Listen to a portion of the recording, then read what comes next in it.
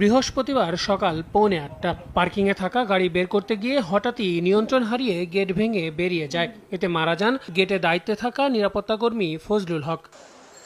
অভিযোগের তীর ওই ভবনের ৩য় তলার বাসিন্দা ইঞ্জিনিয়ার মফিদুল ইসলামের দিকে। প্রত্যক্ষদর্শী এবং এলাকাবাসীর দাবি, ইচ্ছে করেই রাগের মাথায় তিনি নিরাপত্তাকর্মীকে চাপা দিয়েছেন। হ্যাঁ, দরজাটা লাগায়া খাড়ায় রয়েছে, এদিক থেকে বাইরের দিকে তাকায় রয়েছে, পিছন দিক দিয়ে গাড়িটা আইসা মনে করেন গেট মিট সহ বাইরে গেছে।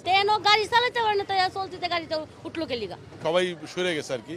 তো কথা তো বলতেই হবে, যেহেতু এরকম একটা ঘটনা ঘটছে, না গাড়ি আছে, ফ্ল্যাট আছে, উনি কই যাবে। যদি 1-2 ঘন্টা পরে হতো তাহলে আরো প্রাণহানির এখানে আশঙ্কা হতো এবং অনেক প্রাণহানি হতো।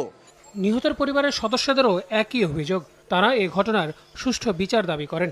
নগদের কাছে সব গ্রাহকই প্রিয়, তাই তো সারা দেশে 3 লক্ষের বেশি